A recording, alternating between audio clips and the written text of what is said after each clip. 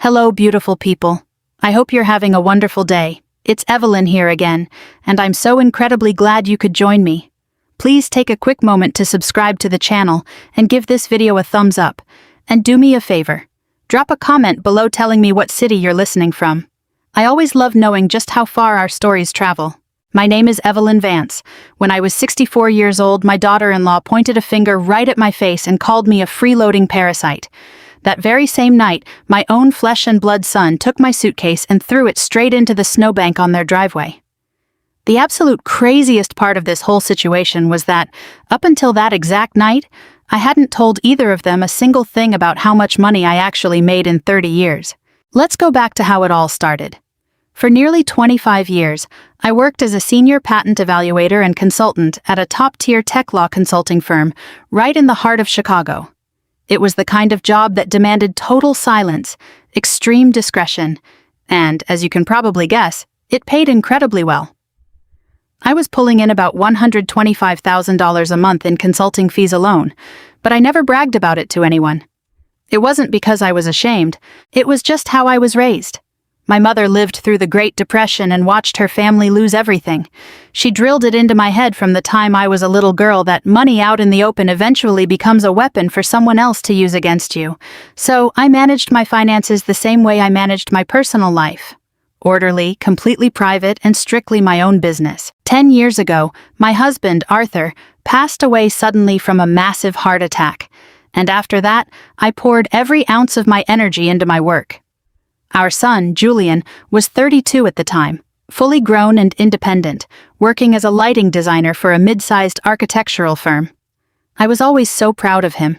He had Arthur's soft jawline and my stubborn streak, which I always viewed as a total gift, as long as it was applied to the right things.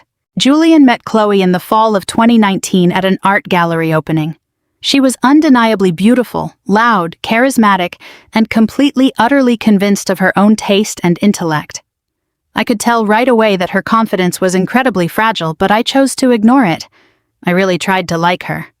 When she moved into Julian's house in Oak Park, I bought them an expensive Italian espresso machine. I helped them organize their wedding guest list. When she took the heirloom silverware I brought to Thanksgiving dinner and shoved it into a cabinet before the guests even arrived, replacing it with her own minimalist luxury plates, I bit my tongue and didn't say a word. For 3 years, I went to visit them every few weeks. I only ever stayed for a single weekend, never overstaying my welcome. I would bring over high-end groceries from Whole Foods, rake the leaves in their backyard, and watch their Labrador Waffles whenever they went away on ski trips. I never asked about Julian's finances, and I never demanded that Chloe explain a single decision she made. I thought we had an understanding, a mutual respect for boundaries that didn't need to be spoken out loud. I was completely wrong. The first red flag popped up last January. I showed up for my usual visit only to find that the small guest room at the end of the hall where I always stayed had been completely turned into a lifestyle influencer studio. There was a massive velvet rug on the floor, a giant ring light standing right in the center, and the air was thick with the scent of expensive sandalwood oil. Chloe casually mentioned while pouring sparkling water in the kitchen that she hoped I didn't mind sleeping on the pull-out couch in the basement. She wasn't asking, she was telling me. That night, I slept in the basement. The second flag came a month later. I accidentally overheard Chloe on a FaceTime call with her mother. I wasn't trying to eavesdrop, I just happened to be walking past the top of the stairs, but her voice carried perfectly. She said, "Mom, she contributes absolutely nothing. She just shows up here acting like she expects us to treat her like royalty. She's living off whatever tiny life insurance policy Arthur left behind, and Julian is too much of a coward to say a single word about it." I stood on the stairs for a long moment, then just kept walking to the living room, picked up my Kindle, and started reading. The third flag arrived in April. Chloe started talking about how they needed more energy space right in front of Julian, making sure her voice was just loud enough for me to hear. She had this habit of wrapping her own selfish desires in the language of mutual agreement. She would say things like, "Julian, we feel like our boundaries are being crossed, right? We feel like it's time to establish some independence for our core family." I watched Julian nod along like a puppet, and in that tiny movement, I recognized something I wasn't quite ready to put a name to yet. But what changed everything was that snowy evening on November 22nd. It was the night before Thanksgiving, and I drove over a day early thinking this was a planned family get-together. Julian had literally texted me the week before saying, "See you Wednesday, Mom, we can't wait for your walnut pie." I had baked a fresh pie, packed it carefully in an insulated carrier, and brought a small suitcase planning to stay for 2 nights. I pulled up to Oak Park around 6 in the evening. The freezing Illinois wind was whipping snow all over my coat. Chloe opened the door. She looked at me, looked at my suitcase, looked at the pie carrier in my hands, and looked down at my sensible warm winter boots. The look on her face went from pure shock to something entirely different in a matter of seconds. I can only describe it as absolute calculation. "Evelyn," she said. She never called me that. Usually it was either no name at all or a very forced Mom. She told me, "Julian and I talked. We decided we need our own space this holiday. We just aren't in a place to host relatives indefinitely right now." I looked right past her shoulder into the house. Julian was standing in the hallway, staring down at his smartphone. "Julian," I called out to him.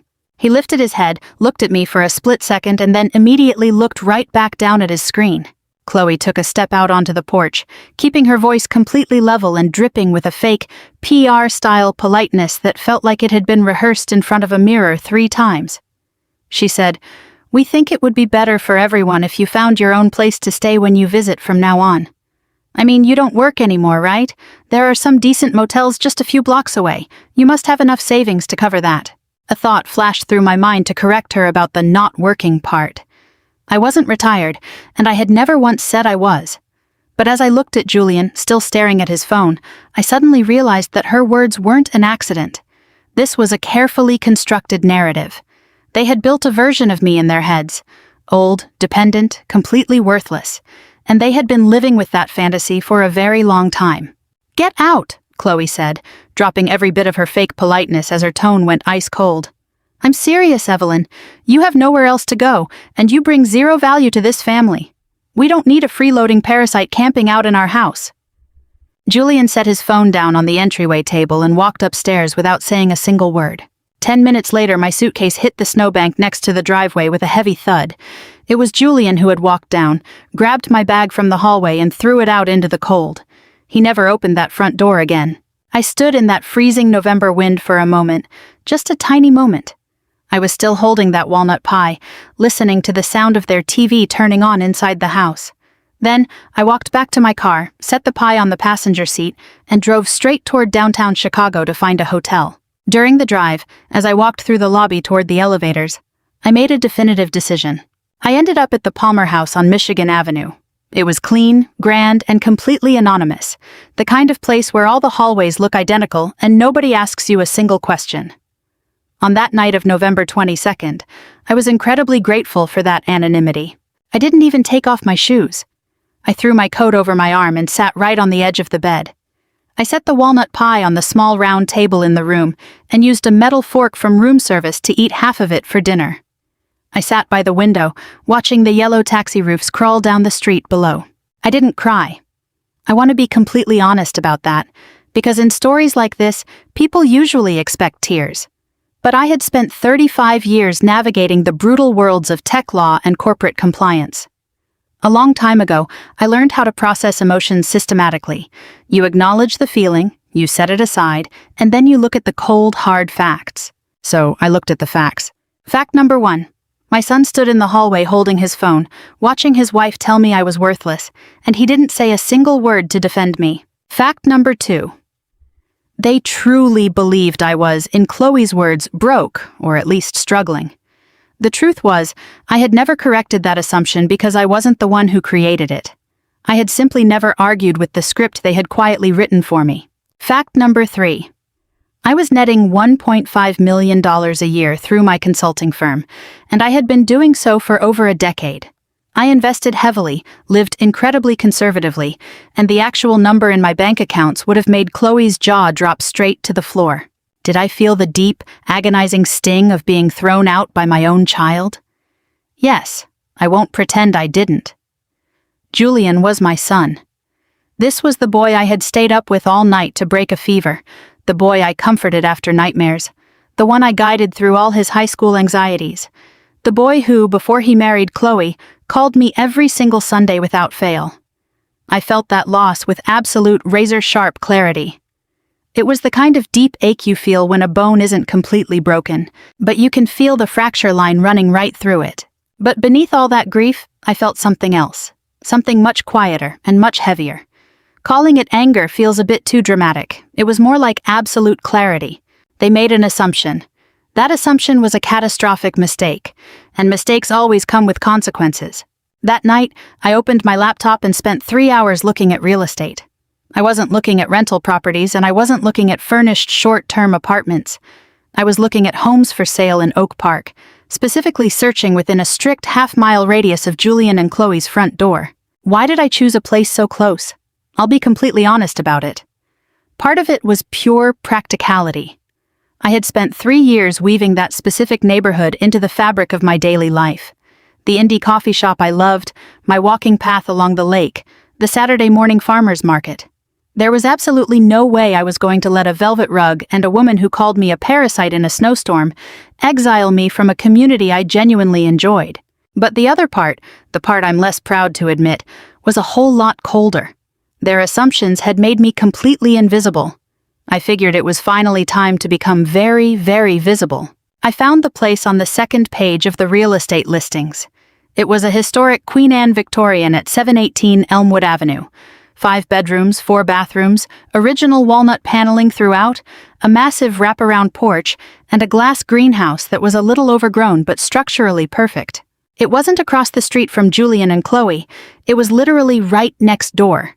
The only thing separating the two properties was a waist-high wrought iron fence. If you stood on the second-floor balcony of that house, you had a perfectly clear view right down onto the custom driveway Chloe was so incredibly proud of. I stared at the listing photos for a long time. The house itself wasn't the point, though later on I truly grew to love its history, its structure, and that greenhouse. But that night in the hotel, eating cold walnut pie, I looked at that photo and felt something click deep inside me, like gears locking into place. The asking price was $1.8 million. I could pay for it entirely in cash. The very next morning, I called Marcus Thorne, my wealth management and trust attorney. Marcus was in his early 60s, wore semi-rimless glasses, and had handled 3 complex tax restructurings for me over the years. He was the kind of man who wouldn't even blink if you told him you were planning to buy City Hall. I told him exactly what I wanted to do and exactly why. There was a brief, heavy silence on the other end of the line. "Evelyn," he said, "this is easily the most brilliant, yet completely devastating plan I've heard all year. Did you need it to be both?" "In my line of work," I replied, "when I manage to do both, it usually means I win." He started the preliminary title checks that very afternoon. In the meantime, I scheduled a routine checkup with my doctor, confirmed my remote work schedule with my firm, since I was still working full-time and had never retired, and booked an appointment at my usual salon for next Thursday to get my hair done. I learned a long time ago that when life hits you hard, the absolute worst thing you can do is let yourself go. The world reads you based on your appearance. I fully intended to control exactly what they were reading. I also absolutely did not call Julian. I want to be very clear about the logic behind that decision. My silence wasn't because I was too heartbroken to speak. I stayed quiet because I knew with absolute professional precision that if I initiated any conversation right then, I would be giving them a golden opportunity to paint me as the emotional, overreacting, toxic mother-in-law. They had already written that script, and I was not going to walk into their trap. I was going to wait. I was going to act. And then reality would force them to rewrite the script themselves. Over the next 2 weeks, Marcus confirmed that the property was indeed available. The sellers were highly motivated, and if I made a full cash offer, we could close the entire deal within 30 days. So I made a full cash offer. The home inspection report came back incredibly clean, aside from needing a few slate roof tiles replaced and a complete rewiring of the greenhouse heating system. I used those minor repairs to shave $50,000 off the asking price. The sellers agreed. I signed the purchase agreement on December 4th, and the official closing date was set for January 10th. I didn't tell a soul in Julian's circle. No family friends, no distant cousins, absolutely nobody who might let the information slip at the wrong moment. When you spend 35 years working in compliance and corporate secrecy, you know better than anyone how to control the flow of information. 2 weeks later, I received a phone call that turned my plan from a personal choice into an absolute necessity. The first part of the operation was a lot more discreet than you might think. Marcus filed the purchase documents under the name Vance Legacy Holdings, LLC. This was a corporate entity I had set up years ago specifically to manage my personal assets. It was entirely legal and completely standard procedure. What it meant was that the name Evelyn Vance wouldn't show up on any public city hall records during the transaction. Anyone looking into the Cook County Recorder of Deeds would just see a corporate entity buying 718 Elmwood Avenue. Nothing more. Was I hiding? No. I just wasn't advertising. In my 35-year career, I've always understood the massive difference between concealment and discretion. Concealment implies guilt and rule breaking. Discretion simply means good judgment. I was using my judgment. During the weeks leading up to the closing, I drove past Elmwood Avenue 3 times. Every single time I parked half a block away and just sat there quietly for a while.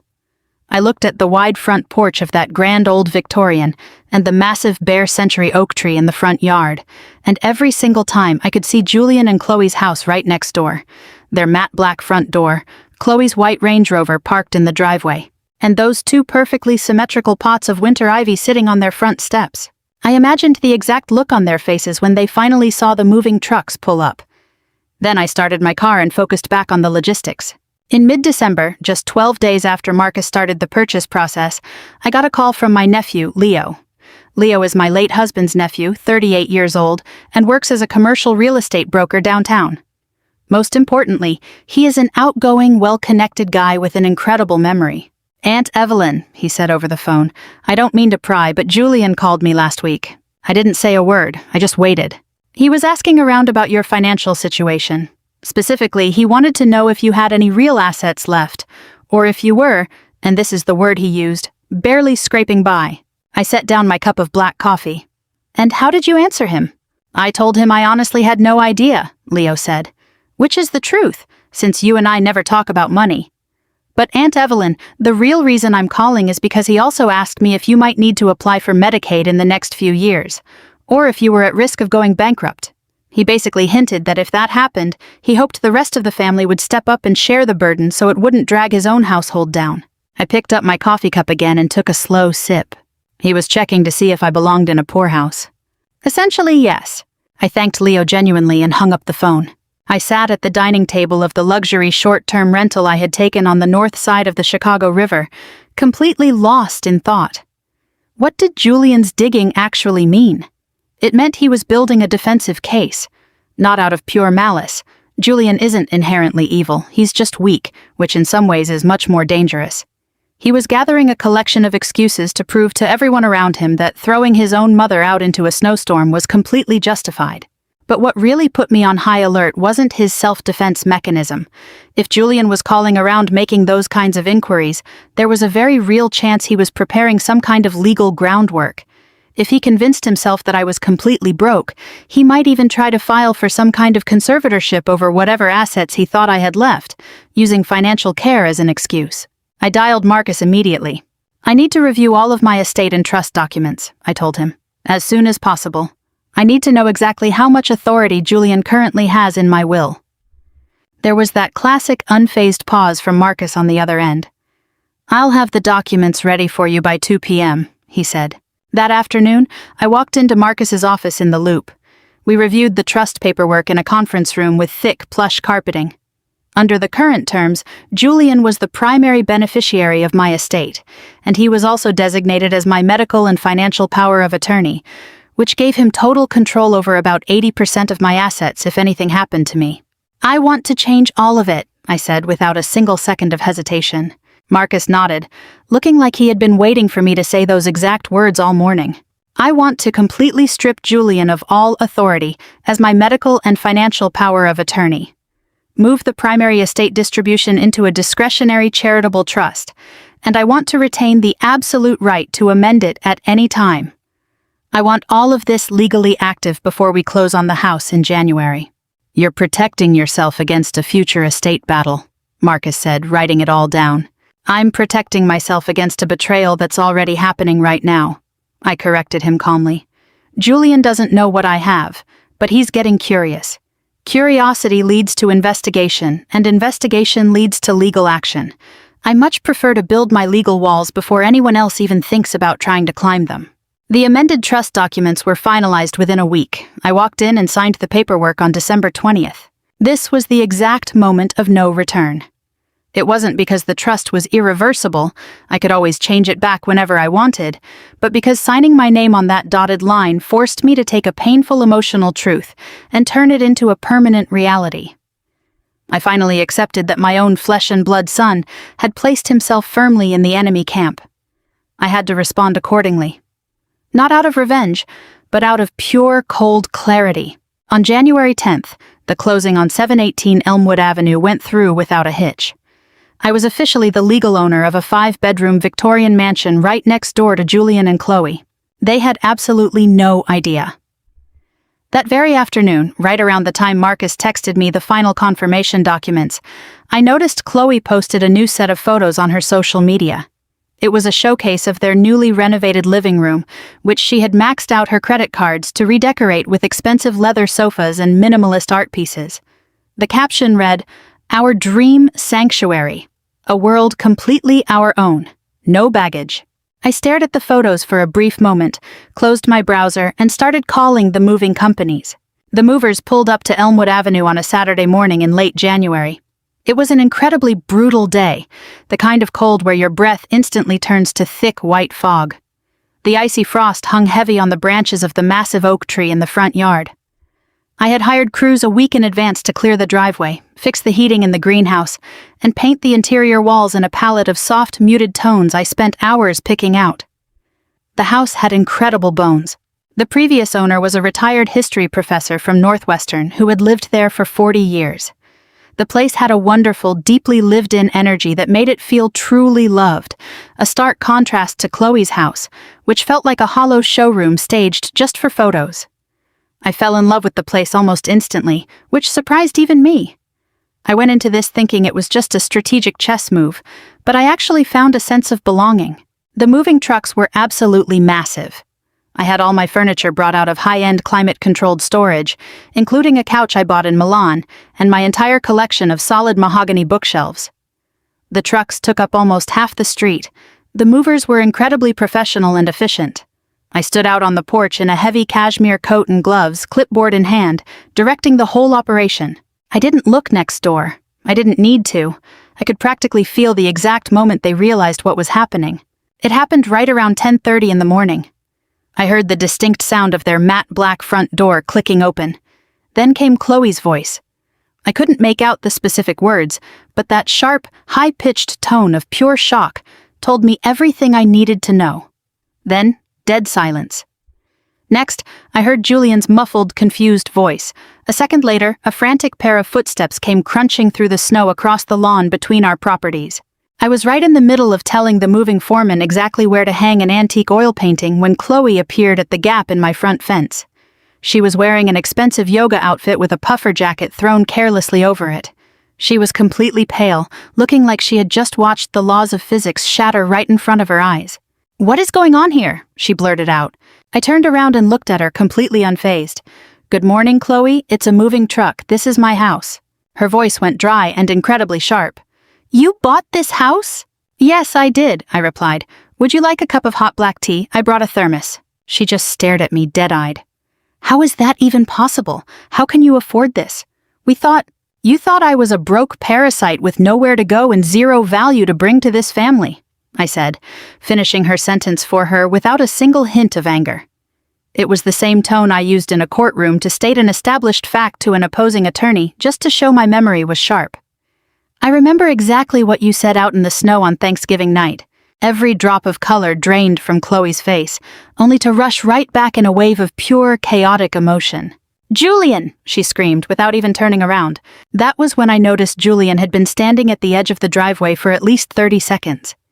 He walked over slowly, looking up at the grand Victorian structure, then at me, and finally at the $20,000 custom dining table the movers were carefully carrying through the front door. "Mom," was the only word he could manage to get out. "Julian," I said, giving him a slight nod. A heavy, agonizing silence fell over us.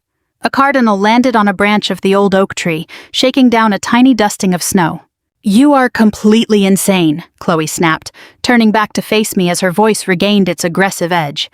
You did this on purpose. You bought this house just to spy on us, just to harass us. I purchased a property on the open market in a free country using legal funds, I said calmly. There isn't a single law in the state of Illinois that prohibits me from doing so. We'll see about that, she hissed through her teeth. The tone of her voice made it immediately obvious that she was grasping for a weapon she didn't actually have. I completely ignored her, turned back around, and went right back to telling the movers that the oil painting would look best directly over the fireplace. Over the next 3 days, my phone lit up with 4 missed calls from Julian. I didn't answer a single one. I received 2 text messages. One said, "Can we please just talk?" The other read, "The way you're acting right now is completely abnormal. Everyone is really worried about you." I couldn't help but let out a cold laugh when I read that second one. On the 4th day, a certified legal letter arrived at my new address. Chloe had hired a local family law attorney. The letter was incredibly aggressive, strongly implying that my purchase of the neighboring property constituted targeted harassment and stalking. It threatened that if I engaged in any form of surveillance, trespassing, or intimidation, they would file for an immediate restraining order. I scanned the document and emailed it straight to Marcus. When Marcus called me later that afternoon, his level of professional restraint was nothing short of an art form. The opposing counsel is citing statutes that are typically reserved for domestic violence cases between ex-spouses, he said, his voice smooth and steady. You are your son's biological mother. You bought a house at full price on the open market using legal funds. Since moving in, you've had exactly 1 conversation with your daughter-in-law, and that was because she marched onto your private property to scream at you. What do you suggest we do? I asked. I suggest we send a very polite, very firm letter back to this poor attorney. We will remind him that we are fully aware of the law and that my client has engaged in 0 actionable behavior. We will also make it explicitly clear that any attempt to file a frivolous, baseless restraining order will be met with an immediate countersuit for full attorney's fees and court sanctions. The letter went out. Their attorney never replied with a single word. Later that evening, I sat out on my wraparound porch, watching the snowplows drive by with their amber lights flashing against the snow. My neighbor to the north, a retired librarian named Beatrice, waved at me from her porch. I waved back. Neither of us said a word. For a first-day neighborly interaction, it was the perfect amount of distance. I was exhausted. Not the kind of exhaustion that comes from defeat, but the heavy fatigue that follows a period of intense focus and precise calculation. I gave myself a 3-day weekend. I didn't take any business calls, and I didn't make a single decision. I spent my mornings in the greenhouse trimming back dead leaves, took long walks down the street, ate regular meals, and slept deeply. I let the house truly become mine. It wasn't until Tuesday morning that Beatrice made me realize I couldn't stay in the shadows forever. I had to start living out in the open. We had our first real conversation while shoveling our respective driveways. Beatrice was 70, had lived on the block for nearly 30 years, and had watched the neighborhood evolve. She possessed a wonderful, detached clarity about everything. This house has been sitting empty for over a year, she told me between scoops of snow. The previous owner's kids were fighting like cats and dogs over the inheritance. Everyone on the block is just thrilled to see someone finally move in. The house has incredible bones, I said. It really does. The camellias in that greenhouse used to bloom beautifully. You should really try to save them. We talked for 40 minutes. She didn't ask a single invasive question about my personal life, and I didn't ask about hers. But before we parted ways, she invited me to the monthly meeting of the Neighborhood Historic Preservation and Planning Committee, and I happily accepted. The very next week, the first real move from the other side finally came. On Tuesday morning, Julian called. I was up in the study reviewing a compliance report on semiconductor patents. I let the phone ring 4 times before picking up. It wasn't about playing mind games. I just needed them to understand that everything happened on my timeline now. "Mom," he said. His voice sounded entirely different than it had on the driveway. It was softer, much more cautious. It was clearly an opening line that had been heavily coached and rehearsed by Chloe. "I'm listening," I replied. "Chloe and we feel like things have gotten a little out of hand. We want to sit down with you, have a real talk, and just move past all of this." "What an incredibly generous way to phrase that," I said dryly. "Mom, please. We talked it over and we admit some things were said that probably shouldn't have been said. We just want to move forward." Did I feel a pang in my heart? Yes, I did. I won't lie to myself. He is my son. Hearing that desperate, almost pleading tone in his voice woke up a memory of the college boy who used to call me whenever he hit a wall and needed his mother's help. It touched a part of me deep down that hadn't completely turned to stone. But I listened to his words with absolute precision. He didn't say, "I was wrong." He didn't say, "I should have stopped Chloe from throwing you out into the snow." He didn't even say, "You deserved better than that." He said, "Some things were said that shouldn't have been said." A cowardly use of the passive voice designed to dissolve all personal responsibility into thin air. And, moving forward, almost always translates to, "Stop making me look bad, and stop making me uncomfortable." "I'm not interested in the appearance of moving forward, Julian," I said. "If you want to have a genuine conversation about what actually happened, my door is always open, but I'm not going to agree to your terms before that conversation even starts." The line went completely quiet. "Chloe thinks," he started again. "What do you think?" I interrupted. "Not Chloe, you. What do you think?" There was another silence. This one lasted much longer. "I think we need to meet," he finally said. "In person." "You can come over whenever you like," I said. "You know exactly where I live." He didn't laugh. I wasn't expecting him to. But the moment those words left my mouth, a massive weight lifted from my chest. He didn't try to contact me for the rest of the week. Something much more important happened during those few days anyway. I went to that neighborhood planning committee meeting Beatrice had invited me to, and I met 6 or 7 of my new neighbors who had lived on the block for decades. We sat around drinking Ceylon tea, discussing town zoning codes and snow removal schedules. By the time the meeting wrapped up, I felt something I hadn't felt since last November, a sense of belonging. The entire time I was executing my plan, I had been operating in a state of absolute logic and deep, profound isolation. The plan was legally and financially flawless, but a strategy without a real community has zero substance. These neighbors weren't part of my grand design. They were so much better than that. They were the actual beginning of my real life on Elmwood Avenue. 3 weeks later, on a Saturday morning, they showed up on my porch completely unannounced. It was 11 o'clock, and I was sitting in the greenhouse reading a thick biography on the history of the Federal Reserve System when the doorbell rang. I looked through the glass and saw Julian and Chloe standing outside the front door. Chloe was holding a beautifully wrapped pot of white orchids. The flowers were clearly meant to say, "We come in peace," but the tight, defensive set of Chloe's jaw told a completely different story. I set my book down, walked over, and opened the door. "We just happened to be in the area," Chloe said, delivering a lie so incredibly clumsy I almost found it funny. She held out the plant. "We wanted to bring you this as a housewarming gift." I took the orchids from her. "Thank you. Please, come on in." I brewed a fresh pot of coffee. I've always prided myself on being highly efficient, and that efficiency extends to hospitality. It doesn't mean I'm being warm, it just means I'm disciplined. I brought out the antique bone china cups I'd picked up at a local boutique and sliced a lemon pound cake I'd baked yesterday. We sat at the kitchen island of the exact house they assumed I could never afford in a million lifetimes. I watched them quietly, waiting for them to make the first move. Chloe broke the silence. "Evelyn, we really want you to know that we've been doing a lot of reflection on everything that happened," she began, delivering her lines with a smooth, rehearsed fluency. "We both agree that family is everything, and we really don't want to live our lives in constant opposition." I noticed how carefully she chose her words. She said reflection instead of regret. The first implies thinking, but it doesn't admit wrongdoing. She said opposition instead of conflict. A clever little trick to split the blame down the middle. "It's nice to hear you say that," I replied levelly. "We were just thinking," Julian chimed in, staring intently at his coffee cup. "Now that you're fully settled and right next door, maybe we could rearrange a few things to make life feel a bit more normal for everyone." "Rearrange things how exactly?" I asked. That was the exact moment the mask started to slip. Chloe leaned forward over the counter. "Well, you're living here now, right next door to us. It's only natural for us to think about how this affects the future.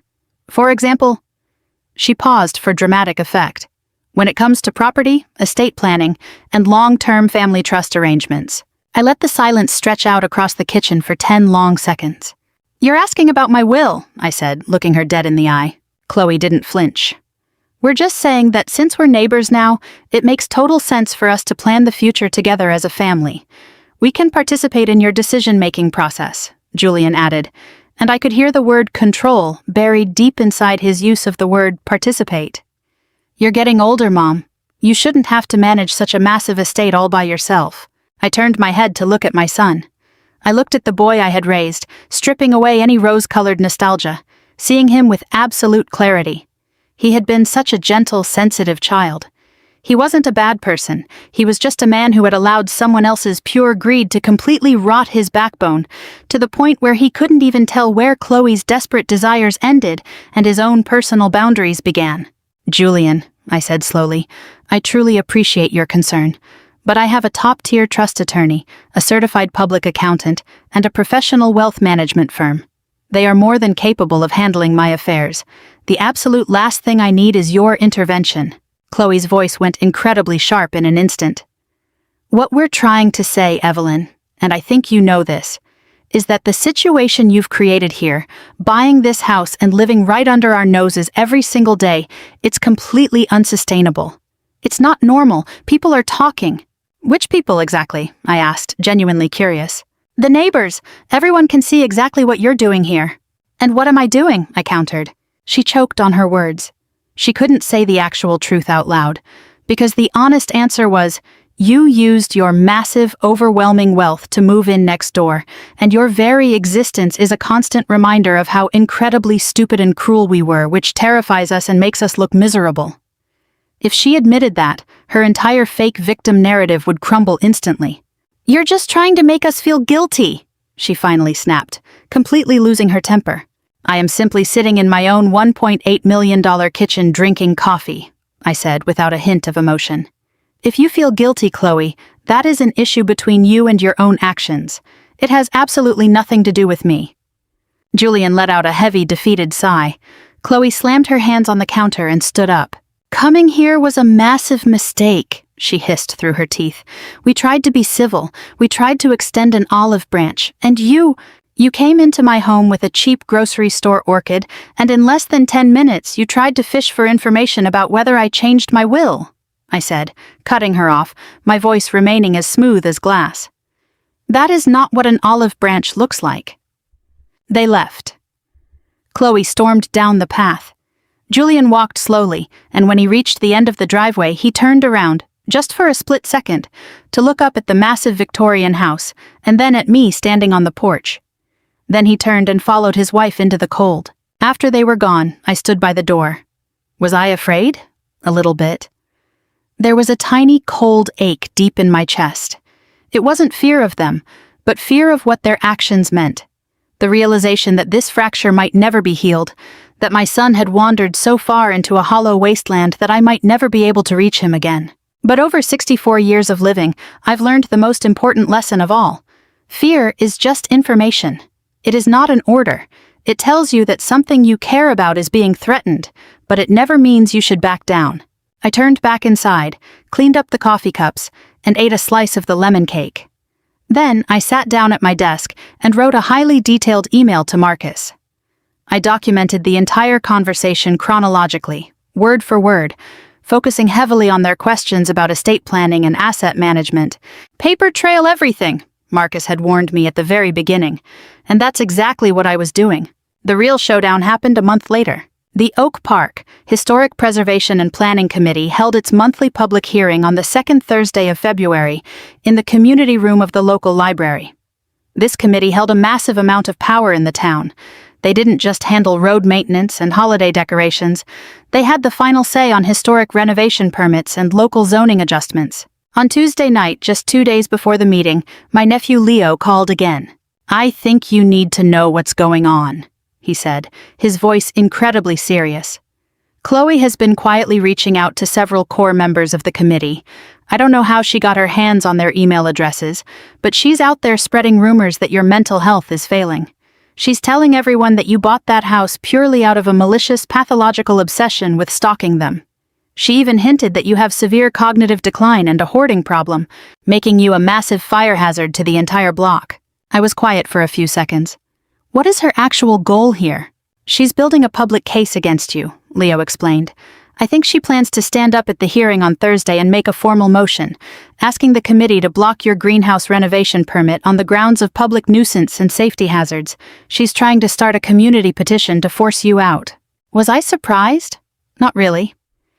Ever since they cornered me in my kitchen to interrogate me about my money, I knew they would keep pushing.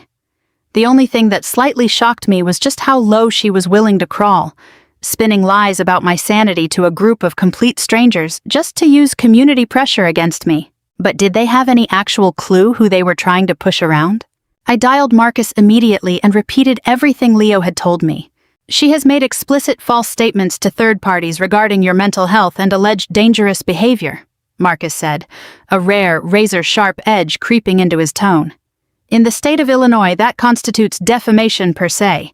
I need a written statement from Leo right away. I had Leo email me a formal statement within the hour, detailing the exact words Chloe used, along with the times and channels of her communication. I forwarded it straight to Marcus. Thursday night arrived.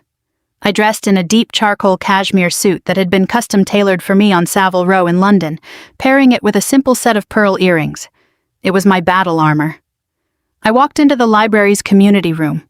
I made sure to arrive early. Beatrice was right in the middle of setting out the folding chairs. When she saw me walk in, she looked at me for a long time with a deeply observant, evaluating gaze. "I've heard some incredibly ugly rumors floating around the neighborhood this week, Evelyn," she murmured quietly. "I've heard them too, Beatrice," I replied calmly. "Good," she said with a nod, handing me a chair. When the meeting officially started, there were about 25 people in the room. Chloe and Julian didn't walk in until 5 minutes after it began. Chloe was meticulously made up and dressed perfectly, playing the exact part of a deeply concerned, middle-class young homeowner. She knew exactly how to work the theatricality of a public space. Julian sat right next to her, keeping his eyes glued to the table the entire time. The meeting moved forward systematically. They discussed the budget for street de-icers and adding speed bumps near the school.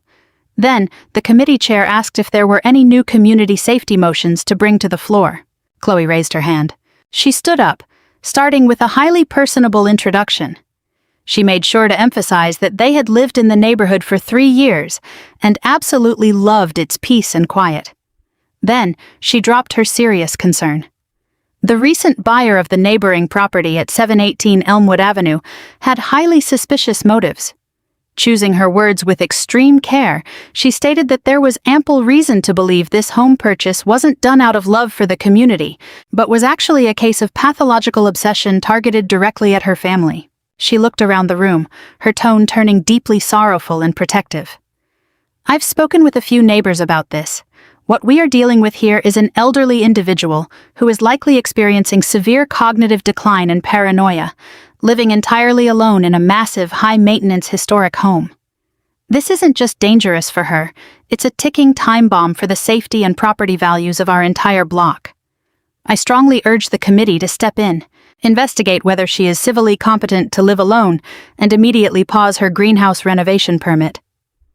She paused, waiting for the room to erupt into frantic whispers, or for everyone to turn and look at me with accusing eyes. Instead, the room fell completely dead silent.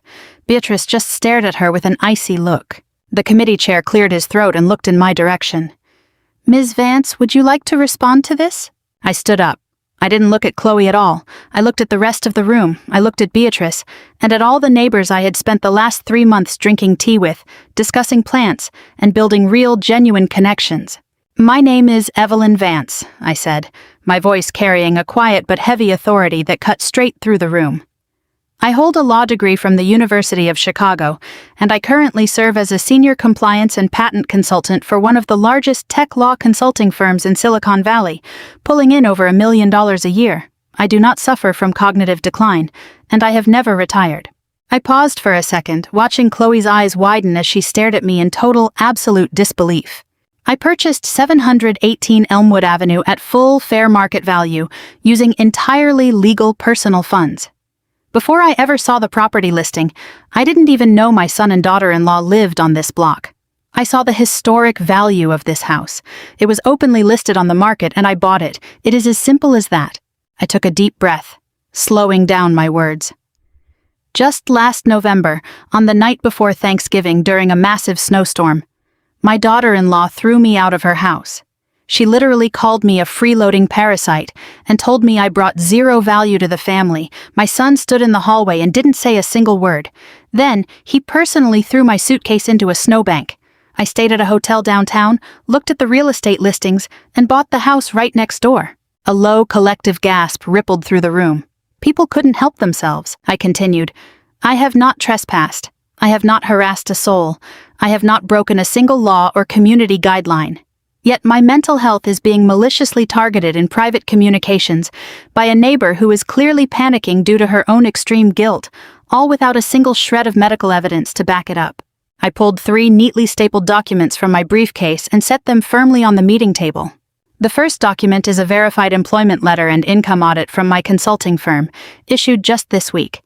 The second is a set of safe renovation blueprints for the greenhouse, fully stamped by a certified structural engineer. The third is a written statement from my nephew, proving that someone has been actively spreading defamatory lies about my sanity. Along with these, my attorney has already prepared the necessary paperwork for a defamation lawsuit. I looked the committee chair dead in the eye. I am entering these documents into the official record. Someone raised a concern. And my philosophy in life has always been to use cold, hard facts to crush fake concerns right to your face. I sat back down. The entire community room fell into a silence so thick you could have heard a pin drop. Chloe slammed her hands down and stood up, her voice cracking into a high-pitched scream. This is all a lie. She is manipulating you. She is stalking us. Mrs. Julian, the chair interrupted, his tone incredibly sharp and strict. The committee has heard enough from both sides. This situation falls completely outside the jurisdiction of neighborhood planning. Ms. Vance is a lawful, rational homeowner who brings positive value to this community. I will not allow this podium to be used for malicious family vendettas. We are moving to the next item on the agenda. You have no idea how twisted she really is? Chloe tried to argue, her voice desperate. Chloe, enough. A deeply quiet, hollow voice cut through the room. It was Julian. It was the very first thing he had said all night. Chloe snapped her head around, looking at her husband like he was a complete stranger. Julian kept his eyes locked on the table, his hands flat on his lap. I could recognize the exact look in his rigid posture.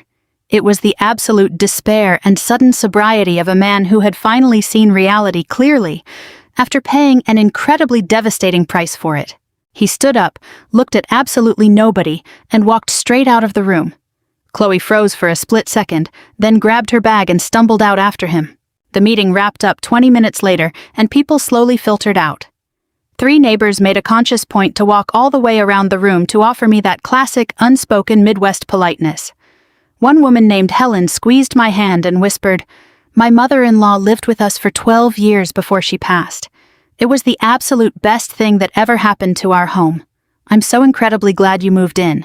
I thanked her genuinely. I drove home that night, parked the car, and stood out on my porch for a while. The winter night sky was beautifully clear, and the stars were sharp in the freezing air. The old oak tree stood completely still.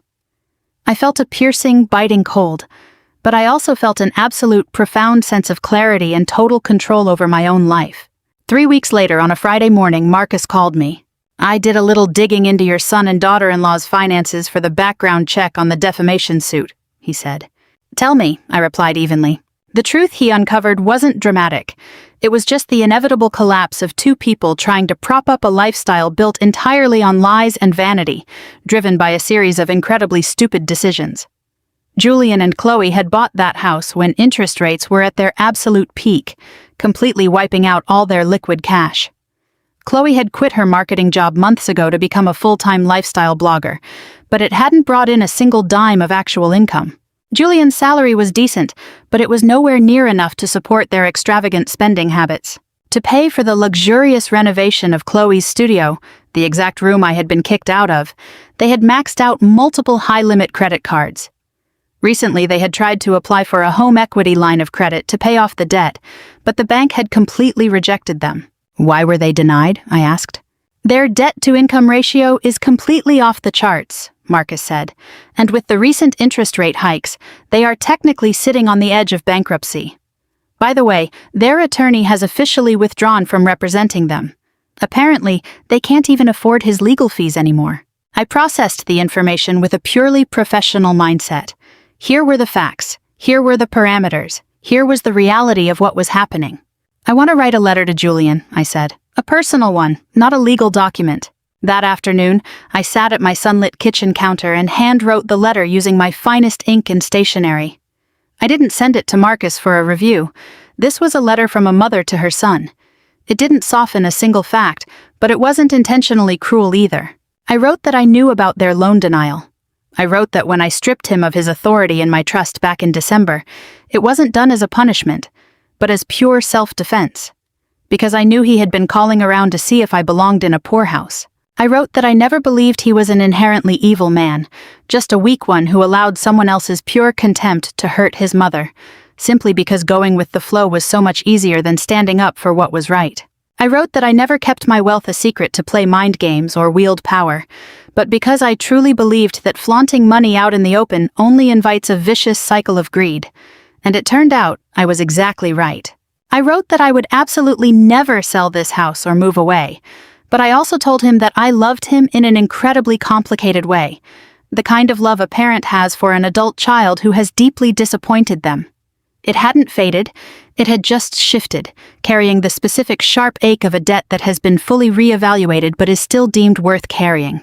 Finally, I wrote that if the day ever came where he wanted to sit at my kitchen island and have a genuine, completely transparent conversation without any hidden agendas or manipulation, I would have a fresh pot of coffee waiting for him. On a quiet Tuesday afternoon, I walked across the snow-covered lawn between our houses and slipped the envelope straight through the mail slot in their black front door. I listened to the sound of it hitting the floor inside, turned around, and walked right back to my own property. 3 months later, on a beautiful evening in early spring, my phone rang. It was Julian. "Mom," he said. "Julian," I said. "I've read that letter so many times. I honestly just didn't know how to reply." "I didn't put an expiration date on it," I replied. "We're dealing with some really heavy problems right now," his voice crackled, sounding completely exhausted. "Financial issues and marital ones. Chloe, He trailed off, completely unable to piece his shattered reality back into a sentence. "I know," I said, "and I'm really sorry." I meant it too. I wasn't sorry about the outcome, but I was deeply sorry that it took such a devastating loss and so much distance for us to finally get to the truth of what happened. I think I need to have a real talk with you," he said. "Come on over," I told him. "I'll start brewing the coffee right now." He came over by himself the following Sunday. We sat and talked for 3 entire hours. I won't repeat the specifics of what we said to each other here. It was a true reckoning in every sense of the word, and it was deeply private. Not because there were any scandalous secrets, but because 2 people who had spent years hiding behind defensive walls finally laid down their weapons. We used the simplest words possible to say the cruelest, most honest things. There was no conventional winner in that confrontation. There was only the quiet, fragile beginning of a long, completely unglamorous, but absolutely necessary healing process. It was the moment a family finally started telling each other the truth. And I had jump-started that entire process by paying $1.8 million in cash for a house. Sometimes to break a total deadlock, you have to make an incredibly heavy first move. By the time May rolled around, spring had completely taken over. The camellias in the greenhouse and the hydrangeas in the backyard were blooming like crazy. Beatrice had been exactly right. Their roots were perfectly healthy. They just needed someone to care for them. After a lot of careful pruning and watering, they exploded into the most vibrant shades of blue and purple I'd ever seen. On the first Saturday of May, I cut a massive bunch of flowers to fill my own rooms, and I brought some over to Beatrice and Helen too. Over the course of that long, brutal winter, they had become my genuine friends. I felt happy. I want to say that out loud, completely unfiltered. Buying the house next door was never an act of war. It was a declaration of self-preservation. I refused to let anyone diminish my worth, and then I personally carved out a piece of this world where I could grow completely free. I'm still working, and I've never retired. I managed to streamline my schedule down to just 3 days a week, which leaves me plenty of time for gardening, community events, and long walks along the lake. My firm even awarded me the biggest performance bonus of my career at the start of the year. I also started auditing advanced economics lectures at Northwestern University, sitting right in the third row and asking questions. That kind of intellectual connection has been incredibly fulfilling. As for Julian and Chloe, things shifted drastically. Back in March, Chloe was forced to give up her fantasy of being an influencer and took an entry-level marketing job at an ad agency. She hasn't posted a single thing about minimalist luxury on social media since. Their home refinance was finally approved, though it came with an incredibly high, punitive interest rate. It was a brutal financial hit, but at least they managed to save their house. When Julian told me the news one Sunday, looking a bit ashamed, his voice carried a heavy sense of relief. Now, Julian comes over almost every Sunday for coffee. We talk about his work, my greenhouse, and we even talk about his late father. One afternoon, he actually asked me about my mother, who had lived through the Great Depression. We sat in the kitchen for 2 hours, watching the afternoon sun crawl across the stained glass windows. By the time we finished talking, the ice between us had quietly melted away. Like all real transformations, it happened completely without a sound. Chloe has never stepped foot in my house, but I have plenty of patience. Life has taught me how to wait. On a warm Saturday afternoon in late May, I was standing on the porch watering some hanging baskets when Beatrice peeked her head over the fence. "You look completely settled in, Evelyn," she said with a warm smile. "I am," I replied softly, watching the early summer sun wash over the freshly cut lawn. "Settled." Yes, that was the exact word for it. After a long, quiet battle, I had finally won back my own unassailable dignity. And dignity is never something that someone else hands to you as a gift. It's something you build for yourself, brick by brick. Hello, beautiful people. It's Diana here, and it is so wonderful to see you all again. I am so incredibly glad you could join me today. Please take a quick second to subscribe to the channel and give this video a thumbs up. And while you're at it, drop a comment below letting me know what city you're listening from. I always love seeing just how far our stories travel. There are always moments in life that completely catch you off guard. It's not because there weren't any warning signs, it's because you actively chose to believe in something better. I was 38 years old at the time, living in a beautiful mid-century modern home with massive floor-to-ceiling windows in the suburbs of Bellevue, Washington. I had been married to a man named Julian for 12 years. I truly believed with everything inside me that we were completely fine. My name is Evelyn, or at least, I went by his last name for a very long time. I kept it out of habit and maybe a little bit of hope, the same way you keep an old winter coat even when the lining is completely shredded. Our house had 4 bedrooms. We had 2 cars in the driveway, a dark gray Porsche SUV that Julian drove, and a white Subaru that I used for my daily commute. I worked as a senior analyst at a massive commercial real estate title compliance firm in downtown Seattle. Over the last 11 years, I had quietly and steadily climbed the ranks, finally landing a position with a salary that actually matched my skill set. We had a hefty savings account, a joint stock portfolio, and a beautiful vacation cabin nestled up in the Cascade Mountains. From the outside looking in, it was a flawless marriage. Looking back now, I can pinpoint the exact moment the cracks started to form in our relationship. It started with tiny things. Julian was an architect, and he started heading out to project sites at completely absurd hours. 7 o'clock on a Sunday morning, or 11 o'clock on a Wednesday night. He started buying incredibly expensive custom-tailored shirts without ever mentioning them to me. And whenever he thought I wasn't listening, the sound of his laugh over the phone changed completely. It wasn't louder, it was softer, much more guarded. I noticed it, the same way you notice a slight draft in a room but can't seem to find the window that was left unlatched. I told myself it was just stress. He had missed out on making partner at his firm back in the fall, and the blow had hit him a lot harder than he let on. I told myself he was just processing things in his own way. Men do that, I thought. They get quiet and weird, and then they snap out of it. But he didn't snap out of it. By October, he was sleeping with his phone shoved directly under his pillow, screen side down against the sheets, making sure not a single notification could light up the room. By November, he was taking his phone calls out in the backyard tool shed. By December, he changed the password to our home Wi-Fi, telling me the old network was glitching and he needed to set up a secure one. I believed him. Or rather, I forced myself to believe him, which are 2 entirely different things. I remember the exact night I finally allowed the word to form in my mind. It was a Tuesday night in late November, right around 10 o'clock. I was standing at the kitchen island washing wine glasses, staring out at the empty driveway because Julian was supposedly pulling another late night at the office. The word rolled over my mind like ice water hitting a stone. Cheating. I set the crystal wine glass down with extreme care because my hands had started to shake uncontrollably. What do you even do with a thought like that? I didn't act on it immediately, not yet.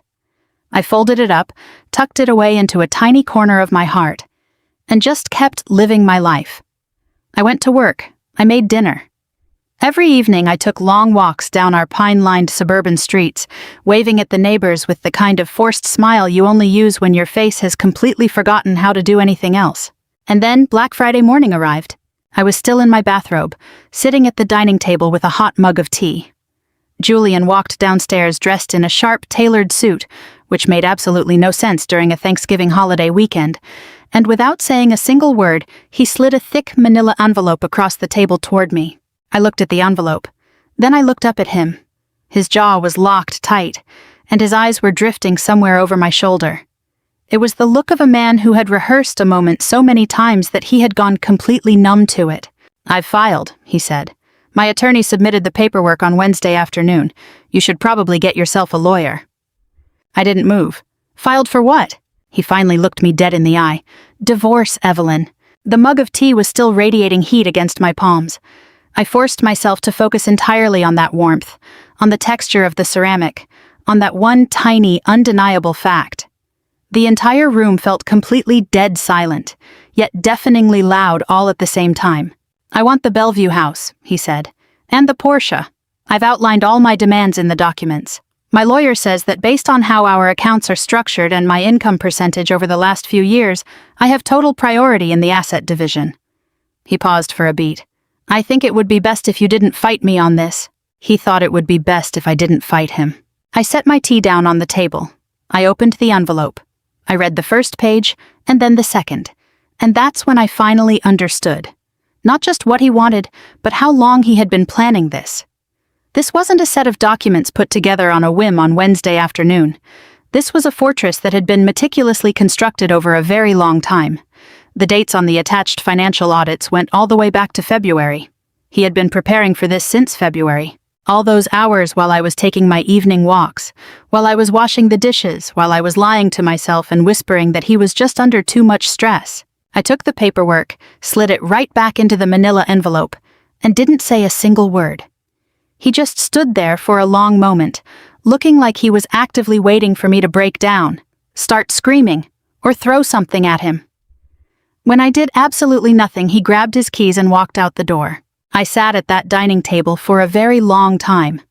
After he left, the silence in the house felt incredibly heavy, pressing down hard on my chest. I didn't move an inch for nearly an hour and a half. Outside, a delivery truck rumbled down the street. A dog barked somewhere in the distance and then went quiet again.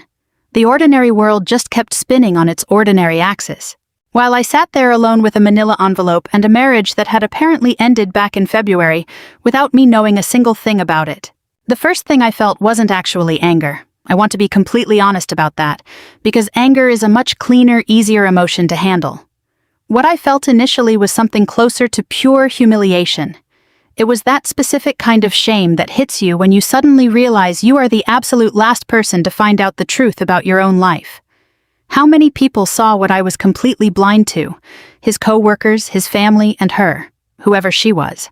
I forced myself to stand up. I took a hot shower, got dressed, and sat right back down at the dining table with the documents, a yellow legal pad, and a pen. Writing things down has always been the only way I know how to clear my head. It's my absolute instinct as a title data analyst. The logical part of my brain demanded to soothe itself with spreadsheets, categories, and the absolute certainty of black and white facts. I read through that draft of the divorce agreement slowly, page by page. I treated it exactly like a commercial real estate transaction report riddled with massive red flags. The math didn't add up. The asset inventory Julian's lawyer had put together was what I can only describe as highly creative. The valuation on our Bellevue home was listed at a staggering 45% below current market value, backed up by a highly sketchy private appraisal report. Our joint stock portfolio was valued at its numbers from 2 years ago, completely ignoring the massive market boom since then. And our liquid cash account, which we had been building up to renovate the house, showed a balance of exactly $14,000. I knew for a fact there was supposed to be $99,000 in there, because I had checked it myself a little over a month ago. $85,000 had completely vanished into thin air. Not only that, but our vacation cabin up in the mountains suddenly had a $60,000 home equity mortgage attached to it, a loan I had never heard of in my life. I wrote those numbers down on my legal pad and drew 3 heavy circles around them. I am a senior commercial title analyst. For 11 years, I have spent every single day digging through mountain ranges of municipal records, trust documents, and shell company structures to find financial discrepancies and outright fraud in other people's lives. I've sat across conference tables from men in expensive suits who smiled warmly and lied flawlessly, completely convinced they had covered up every single track. I have a very specific gift for finding the digital footprints people think they've erased. Julian always thought my job was tedious and boring. He never asked about my cases.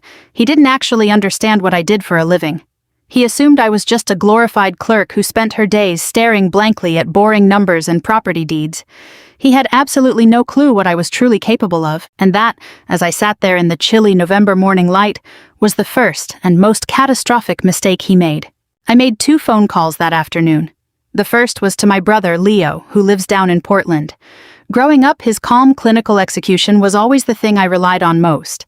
He picked up on the second ring, and to my own surprise, I laid out exactly what happened without shed a single tear. He immediately canceled his entire weekend schedule and drove straight up to Bellevue. He sat across from me at that exact same table, flipped through the documents himself, and said, "Evelyn, you need a shark of a lawyer and you need one today." "I know," I said. The second call I made was to an attorney named Marcus Vance. 3 weeks prior, at a corporate networking mixer for an asset concealment case, I had heard an industry colleague whisper his name with absolute reverence. He started out as a commercial litigator handling corporate asset recovery before shifting his focus to high-net-worth, complex divorce cases. I had jotted his name down at the time. I didn't even know why. Maybe some deep subconscious part of me already knew what was coming.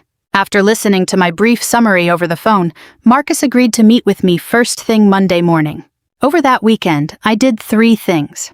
I compiled a comprehensive inventory of every financial account, property deed, balance, and access log I could find, stretching back over a 4-year period. I used my phone to take a photo of every single page of the divorce papers and emailed them to an encrypted private account Julian didn't even know existed. Then, I sat back and started to analyze the situation quietly, treating it exactly like a complex corporate fraud case, mapping out what Julian knew, and more importantly, what he didn't. He had made the first move by getting a lawyer. He had spent the better part of a year fabricating an asset trail. From the looks of it, he had even fraudulently transferred funds and mortgaged our property. But I possessed a weapon he hadn't factored in. I had 11 years of professional investigative training in this exact field. I had legal access to public and semi-private financial and property databases. And, as I would soon discover, I already held far more cards than he ever anticipated. Julian had spent our entire marriage underestimating me, and that underestimation was about to cost him everything he thought he had already won. The plan didn't come together overnight. Like most real strategies, it was pieced together quietly, bit by bit, with every single gear clicking into place with cold, clear logic. By Sunday night, I had the blueprint ready. I was going to let him believe I was going to sign those papers. I was going to let him celebrate. And while he was busy celebrating, I was going to track down every single cent he transferred, every account he tried to hide, and every legally binding document to prove it. I wasn't going to fight him the way he expected. I was going to destroy him using the skills I master best. Monday morning was cold and damp, the Seattle sky a heavy shade of old lead gray. I drove downtown to Marcus Vance's office, located in a high-rise glass tower. I walked in carrying my legal pad, a thick stack of printouts, and a feeling I can only describe as an incredibly cold serenity. Marcus was a tall, sharp-eyed man with a brisk, no-nonsense handshake. His corner office had a sweeping view of Puget Sound out in the distance. He listened to me speak for 25 minutes straight without interrupting once. When I finally finished, he looked down at the documents I brought, looked over my notes, and said, "So he moved $85,000 and took out a $60,000 mortgage behind your back." That's just the baseline, I said. He nodded slowly. Do you have proof that the signature on that mortgage isn't yours? A simple forensic handwriting analysis will prove that instantly, I said. And as a title analyst, I know the exact legal channels to track where that money flowed. He leaned back slightly in his chair. Then you understand exactly what kind of evidentiary chain we need to build here. I know exactly what we need, I replied.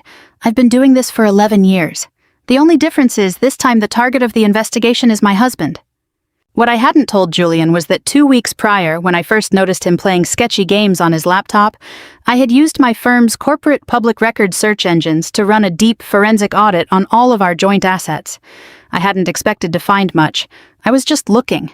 But I ended up uncovering 3 fatal pieces of information.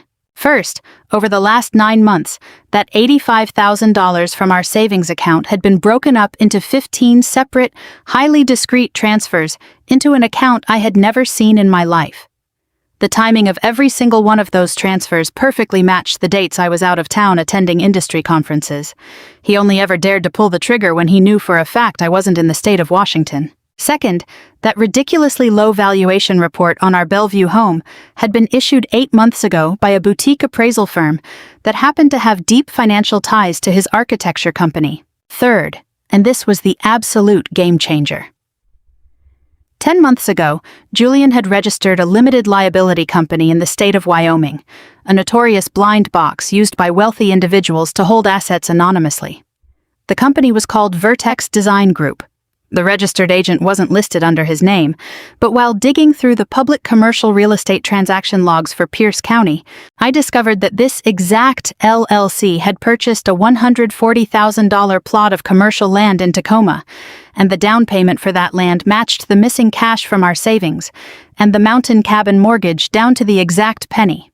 I laid every single one of these discoveries out on the desk in front of Marcus. He sat in silence for a long time. How exactly did you manage to unearth not just the land purchase, but the city zoning blueprints for the new firm he plans to build there? Building permit applications are matters of public record, I said flatly, as long as you know how to use the developer's shell codes to search the municipal planning database. He almost smiled. Seriously, just a ghost of a smile crossed his face. He's been planning this for at least a year. He's trying to use your marital assets to fund his new breakaway firm. Yes, he is. Have you confronted him yet? No, I said, not yet.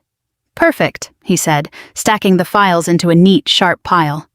Absolutely do not confront him. It's not time yet. I'm going to formally file a discovery motion and a demand for full financial disclosure. We'll go through the proper legal channels, and we're going to be incredibly thorough. We aren't giving him any reason to prepare a defense he isn't ready for yet. Driving home from that meeting, I felt an emotion I hadn't expected. It wasn't the joy of winning. And it wasn't relief. It was a cold, steady sobriety. It's the kind of clarity that only hits you when you finally stop wishing something wasn't true, and you just start dealing with the reality of it. I didn't know it at the time, but I found out later that Julian had actually driven past that office building that morning. He saw my car, and he mentioned it to a woman named Sarah later that night. I know this because 2 weeks later, Sarah, a mutual friend of ours from a country club wine tasting who clearly sided with Julian's version of reality, called me under the guise of checking in.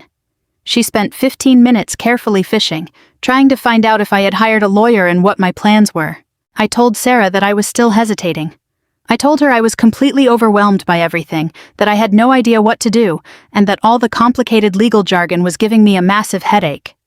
Sarah reported every word back to him. I'm absolutely sure of it. Good. Let them think I'm breaking down. Let them think I'm dragging my feet because I'm totally helpless. The formal discovery motion was officially filed. The clock had started ticking. And Julian, who had spent nearly a year building a wall around the assets he thought he'd hidden so perfectly, was about to realize that I had been studying his blueprints from day one. The discovery motion landed in the hands of Julian's lawyer on a Thursday. I knew it happened because Julian called me that night for the first time in 2 weeks. It wasn't to talk. The very sound of his breathing over the phone had changed. It was that ragged breath people make when they are trying desperately to sound calm and failing miserably. I heard you got a lawyer, he said. I did, I replied. Marcus Vance. There was a heavy silence. He's the kind of guy who drags things out just to run up the legal fees. He's thorough, I said. There's a big difference. He hung up 10 minutes later without settling a single thing. That was fine. I didn't expect him to. I knew exactly what was coming next. 4 days after the motion was filed, a letter arrived. It wasn't a standard legal notice. It came from an attorney I'd never heard of before, a man named Richard Sterling, who worked at one of the most expensive, aggressive law firms in Seattle. The letter was written in that specific style that isn't technically a threat, but is entirely designed to make you feel threatened. It hinted that my discovery motion was frivolous and potentially harassing. It issued a stern warning that if I used my professional background to unlawfully acquire his client's proprietary business documents, I would face a massive countersuit. I read the letter twice, then called Marcus. "Sterling?" Marcus said the second I muttered the name. "He's a shark. He specializes in representing wealthy clients who want to completely bleed their spouses dry in complex divorces. He's incredibly expensive and he plays incredibly dirty." He paused. "Do you know how Julian can suddenly afford Richard Sterling?" The question hung between us for a second. "Because the commercial loan for that Tacoma land just got approved," I said. "Exactly," Marcus confirmed. 2 other things happened that exact same week. First, Julian's brother Arthur, an incredibly arrogant man who made a small fortune in tech, called me on Tuesday morning. In a voice as cold and hard as poured concrete, he told me I was making a catastrophic mistake. He said Julian had resources and patience that I couldn't possibly afford to compete with, and that if I kept fighting, he would personally make sure I ended up completely broke. Second, when I got home from work on Wednesday evening, I found out that every single one of our joint cloud storage accounts had been locked. Even our joint checking account, the one I used to pay our monthly utilities, had been unilaterally frozen. It was blindingly obvious. He was trying to choke me out financially and scare me into submission. I stood in my pitch-black living room for a long time. Then I walked into the kitchen, poured myself a glass of water, and sat down to think. I didn't call Julian, and I didn't call Marcus right away either. I called the police. I filed a report quietly, objectively, and without a single shred of emotional hyperbole. I documented the locked accounts and the frozen joint assets as domestic cyber harassment and financial control. It was just a record, a date, a description, and my name attached to it. That same night, I hired professionals to install hardwired security cameras all around the house, paying for it entirely out of my own private, independent account. When Marcus found out, he said, "Brilliant. That's the exact leverage we need." This sudden escalation told me one major thing. They were terrified. Richard Sterling does not come cheap. You don't call in a guy like Sterling when you're cruise controlling to a win. You hire him because you suddenly realize you aren't nearly as safe as you thought you were. Their move to freeze the accounts was a test to see where my breaking point was, which meant I still held the upper hand. After dealing with all of it, the legal letters, Arthur's threatening phone call, the frozen accounts, I gave myself a weekend off. My brother Leo drove up from Portland and took me out to the coast. We walked along the beach in the ocean breeze for 2 hours, completely banning any talk about the divorce. I needed that. I needed to remember that I was a living, breathing human being, not just a case file. I came back feeling sharper, more grounded. The fear hadn't vanished. It had just found its proper place, sitting quietly right behind my resolve. There is a very specific kind of silence that follows an unexecuted threat. It isn't peace. It's the quiet of something heavy hanging in midair, the sound of forces gathering behind closed doors. For the next 2 weeks, that silence settled over everything like a second winter. Julian didn't try to contact me directly again. His lawyer sent over 2 more procedural letters, which Marcus handled without letting them clutter my mind. The formal financial disclosure demands were moving forward through the proper legal channels. Every single document tied to that Wyoming LLC and the Tacoma commercial land had been handed over to an independent forensic accountant Marcus hired. The expert, a man with 20 years of experience tracking real estate fraud, looked at the money trail I had uncovered and just shook his head. He told me, "This is incredibly sloppy. His transfer patterns are completely textbook examples of what not to do." That comment almost made me laugh out loud. It was during this quiet stretch that Julian's camp made their first attempt at a truce, outside of the scare tactics. They used Sarah again. She called on a Thursday night, not even bothering to fake her concern this time.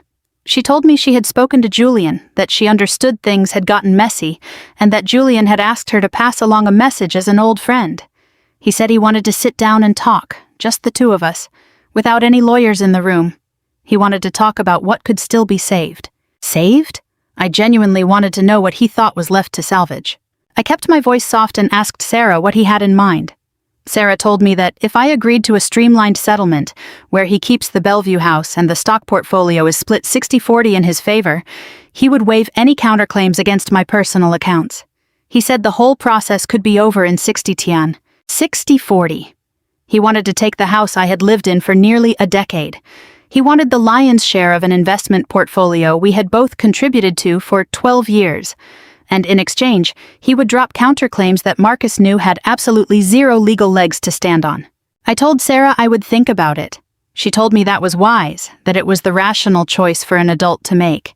She said Julian really just wanted everyone to move forward. After hanging up, I sat in the kitchen for a while, wondering what moving forward actually looked like to Julian. I thought about the woman he had been secretly seeing for the better part of a year.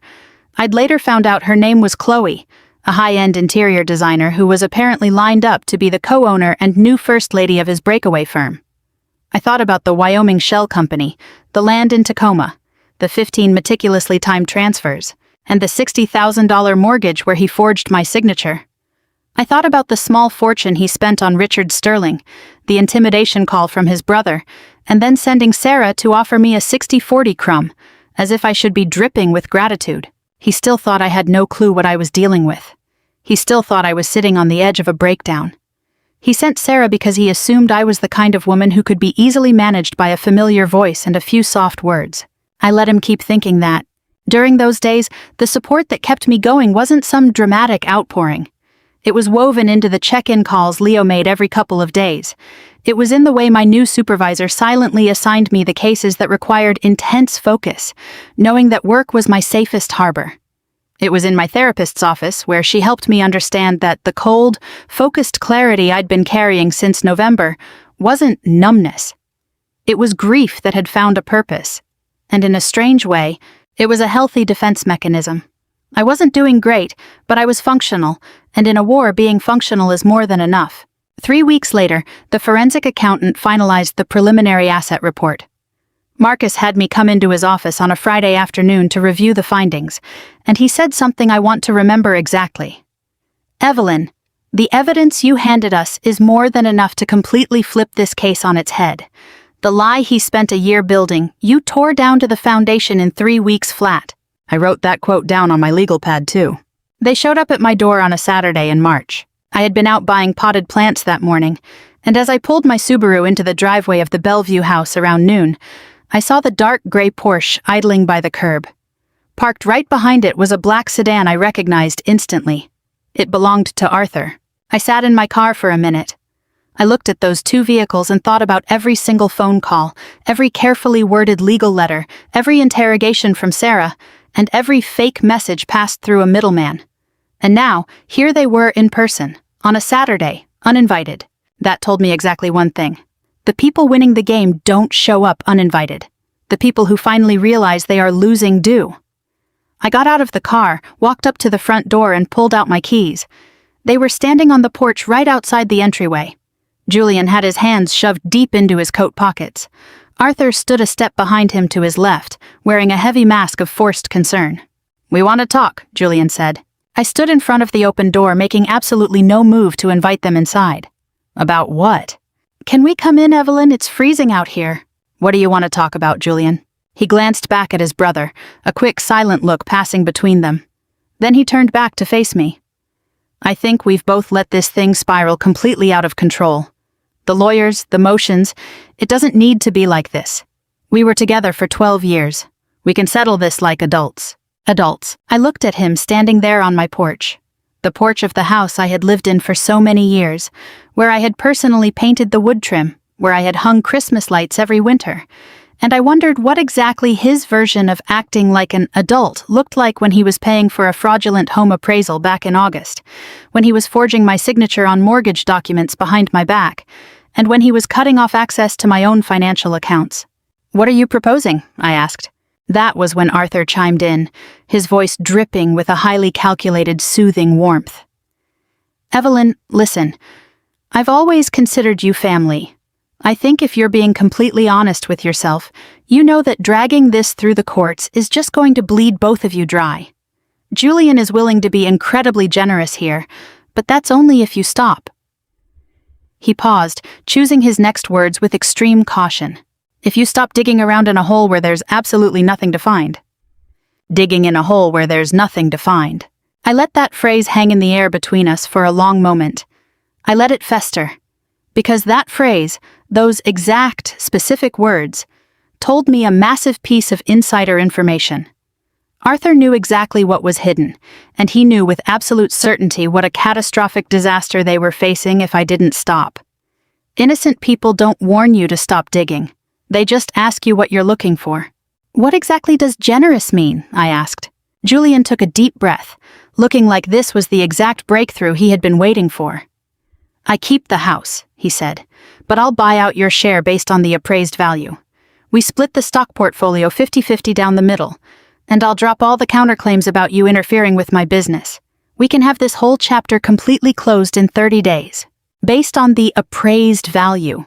Not the real market value, but the ridiculous number his lawyer had submitted in the initial filing. That fake, 8-month-old appraisal issued by his friend that was 45% below what the house was actually worth. I looked at him. Then I looked at Arthur. I thought about the forensic accountant's report locked safely inside Marcus's vault. I thought about the 15 time transfers, the Wyoming Shell Company, and that plot of commercial land in Tacoma. I'll think about it, I said. Evelyn, Arthur started to press. I said I'll think about it, I repeated, my hand gripping the doorknob tightly. It's cold outside, you should leave. The look on Julian's face shifted instantly, going from a split second of smug hope to something much colder and harder. Don't be stupid here, he whispered, his voice dropping an octave. You have absolutely no idea what you're up against. There it was again, the exact same sentence he had used before. You have absolutely no idea what you're up against. But this time, the words carried a completely different weight. Before, it had sounded like an arrogant warning from a position of absolute power, but now, standing under the chilly March sun, watching his frantic brother hover behind him, knowing Sterling's ridiculous threat letter was already locked away in Marcus's leverage folder, and knowing the forensic report was an open and shut case, that sentence sounded like something else entirely. It sounded like the sad, pathetic refrain of a cornered man who had completely run out of new lines and could only repeat his old ones. I know exactly what I'm up against, I said. Drive safe. I shut the door right in their faces. I stood inside the entryway for a full minute, listening to the sound of the Porsche starting up and watching them drive away. The actual fear didn't hit me until after they left. About an hour later, I was sitting on the couch with a mug of hot tea when Julian's parting shot finally echoed in my mind. The frozen accounts, the hyper-aggressive legal threats, the carefully engineered interstate shell company, and Arthur's good cop, bad cop routine. But when the fear finally washed over me, it had a completely unexpected side effect. It made me entirely deeply furious, and that fury turned into absolute resolve. First thing Monday morning, I called Marcus and said exactly one sentence. No settlement, we're going to court. The evidentiary hearing was scheduled for a Tuesday in April at the King County Superior Court in downtown Seattle. The courtroom was thick with the scent of old wood paneling and industrial disinfectant. I arrived 20 minutes early, wearing a navy blue power suit I had bought specifically for the occasion. It wasn't because I believed clothes were actual armor, but because I wanted to feel prepared, precise, and completely composed. I hadn't slept well the night before. I want to be completely honest about that. I lay awake in my bedroom, the one with the brand new deadbolts and security cameras, staring at the ceiling, playing out every single worst-case scenario in my head. It wasn't that I doubted the evidence. I didn't doubt the evidence at all. What I doubted were the variables that the data couldn't control. The judge's mood, a brilliant piece of legal misdirection from the defense, or the subtle ways a courtroom's energy can shift simply because the man on the other side is wearing a high-end suit, oozes confidence, and is used to the world bending to his will. I got up at 5:30 in the morning, brewed a pot of coffee, and sat at the dining table, a boring gray piece we had picked out together as a compromise, to read through my notes one last time. It wasn't to memorize them, it was just to feel the physical weight of the facts under my fingers. Then I got dressed and made the drive downtown. Marcus sat right beside me at the plaintiff's table. Across the aisle was Julian, wearing a dark custom suit I had actually bought for him 3 years ago. Sitting next to him was Richard Sterling, looking every bit as expensive and arrogant as his firm's letterhead implied. Right behind Julian in the gallery sat Arthur, arms crossed, his face a picture of pure impatience. And 2 rows behind Arthur sat a woman I recognized immediately. Chloe, the interior designer. She was wearing a crisp cream silk blouse, staring down intently at her phone. She looked up once, her eyes locking onto the back of Julian's head. He didn't turn around. And I didn't look back at her again. The judge was a woman named Helen Rostova. She had sat on the family court bench for 14 years and ran her courtroom with absolute efficiency. She had heard every single iteration of this story before and had zero tolerance for theatrical nonsense. Sterling spoke first. He was good, I have to give him that. He painted Julian as a perfectly reasonable man who was simply seeking an equitable split of their marital property. He framed our entire discovery process as a hostile, greed-driven fishing expedition, using highly sophisticated language to hint that my professional background gave me an disproportionate and dangerous power to manipulate the narrative around asset disclosure. In other words, he tried to weaponize my professional competence into a character flaw. While Sterling was laying out his case, I kept my eyes fixed on Julian's face. He was completely calm. He had rehearsed this. He looked up at the judge with the expression of a man who was entirely certain he had won the case before it even started, because he had spent his whole life believing that, in the end, things would always go his way. Did things really always go his way? I thought about the promotion to partner that he missed out on. I thought about Chloe sitting back in the 3rd row, and I thought about the shell company the expert had laughed at for being a textbook disaster. Maybe the world didn't actually bend to his will. Maybe all this fraud, all this deception, was just his desperate way of trying to force a world into existence that finally did. Marcus's opening statement was far less dramatic. He didn't need theatrics. He had an ironclad paper trail. Our real estate forensic accountant took the witness stand and spoke for 45 minutes straight. She mapped out the exact trail of those 15 separate bank transfers for the court, the fraudulent mortgage document with the forged signature, the anonymous registration in Wyoming, and the final financial loop that closed on the commercial land purchase in Tacoma. $145,000. That was the definitive number she uncovered. $145,000 systematically drained from our marital assets and funneled into a structure explicitly designed to conceal it. Not only that, but our expert submitted an authoritative, cross-referenced valuation report on our Bellevue property, completely obliterating their lowball appraisal. She was incredibly precise, never rushing for a single second. She explained every historical transfer and line item in a language that was easy enough for a layman to grasp, yet so rigorous that Sterling's objections didn't have a single leg to stand on. While our expert was speaking, I watched Judge Rostova's pen move steadily across her notepad. And I thought to myself, she's writing it down, she's following the trail, she gets it, she completely gets it. By the time the expert finished her testimony, Sterling had raised 2 separate objections, and both had been shot down immediately. He asked 3 incredibly sharp questions during his cross-examination, but they only succeeded in making his own client's situation look significantly worse. Then, Julian took the witness stand. I had been wondering for months how he would handle this. He was a deeply confident man, usually thriving in social settings, the kind of guy who knew exactly how to project a warm, natural authority in a professional environment. During the first 10 minutes of his testimony, I could actually see him trying to find his footing, attempting to slip right into that well-rehearsed persona of the innocent, deeply misunderstood husband. And then Marcus brought up the Wyoming shell company, Vertex Design Group, LLC. The silence that followed lasted for about 3 long seconds. In a courtroom, 3 seconds is an absolute eternity. "That's a design consulting entity," Julian said, his voice flat. "I set it up to handle some potential freelance projects." "And when exactly did you register this entity?" Marcus asked. "Last spring, I believe? Meaning 10 months before you officially filed for divorce from my client?" "Around that time, yes." "And what about the $145,000 that was broken into 15 separate transfers into that account, which was subsequently used to purchase commercial land in the city of Tacoma?" Marcus asked, his tone dropping to ice cold. "Can you explain to this court exactly what kind of freelance projects generated those specific funds?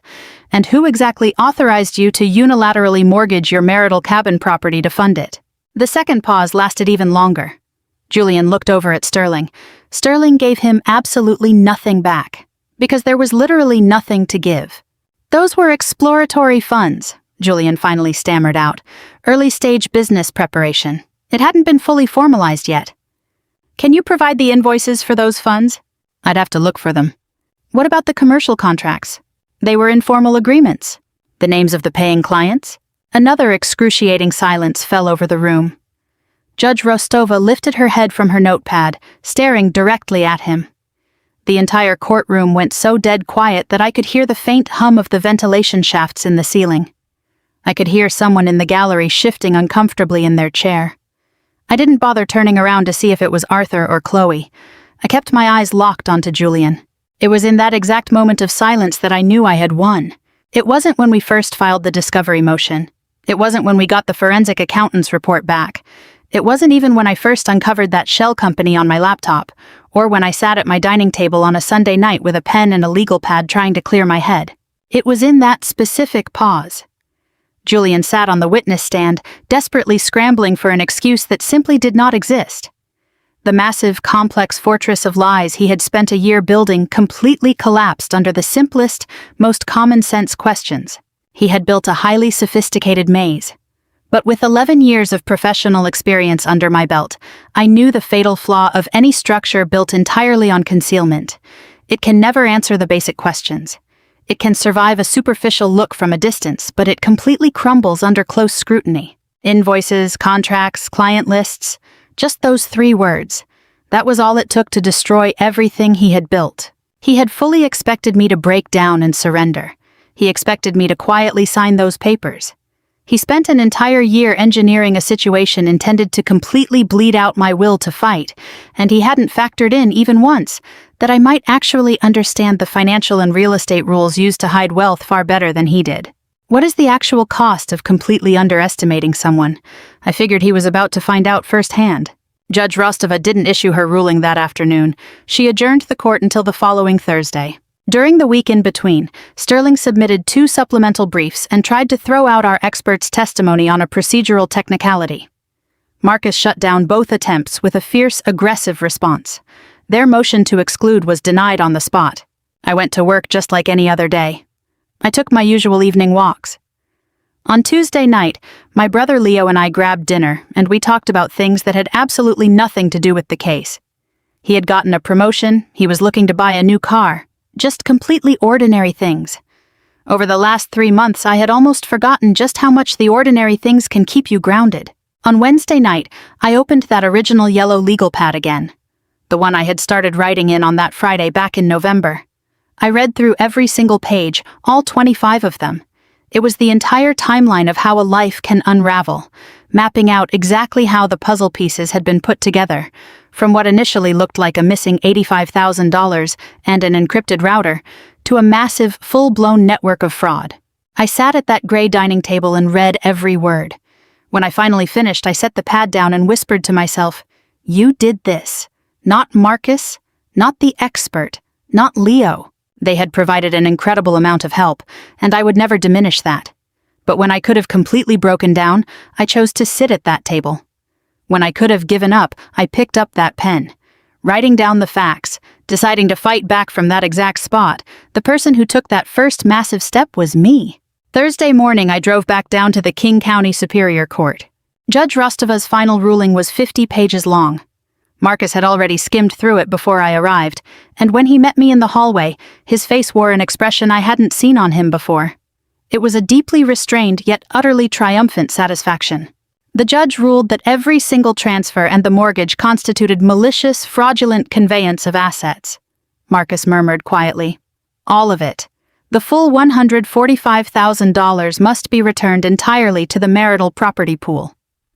The Bellevue house was valued at the current absolute peak of the market, at $1.65 million. The fraudulent lowball appraisal Julian's lawyer had submitted was completely thrown out, and the judge issued a stern reprimand over it.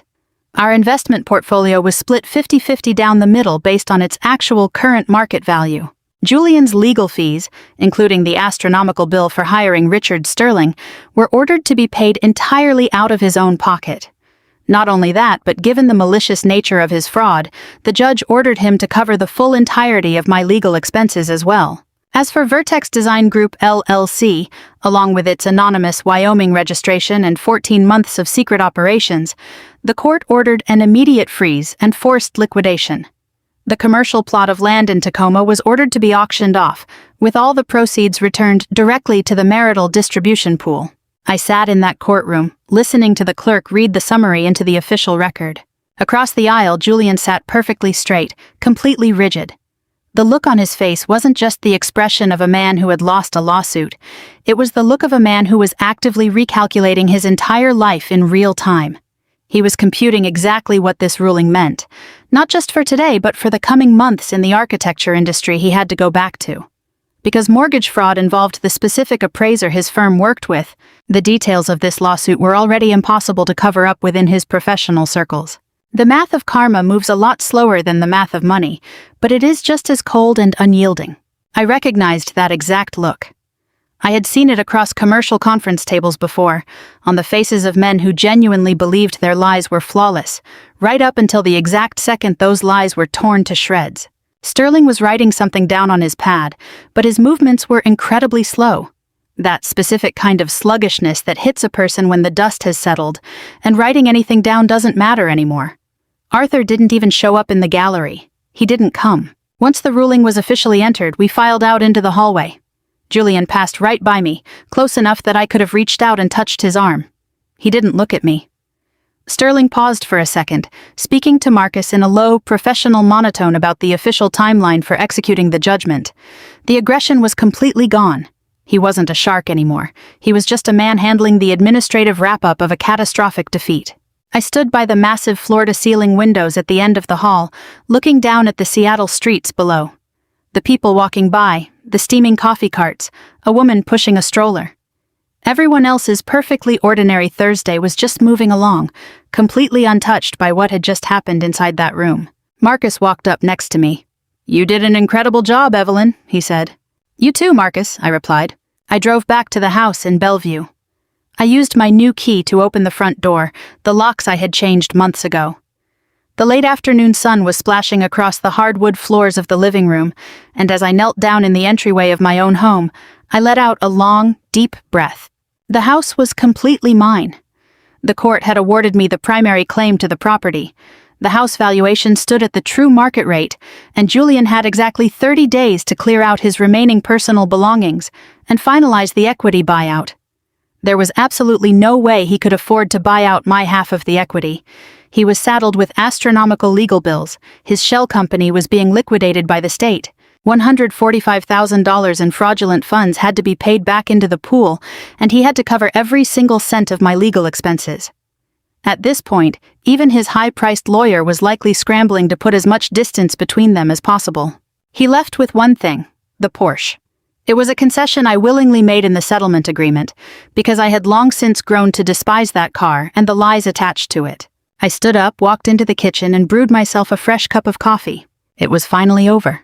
During that first spring after the divorce, I felt a completely unexpected shift inside me. It wasn't pure lightness. Grief doesn't just disappear, it just redistributes itself into a different shape, but it becomes much cleaner. It felt as though the air inside the house had been completely filtered. And finally, completely, it belonged to me and me alone. I repainted the living room.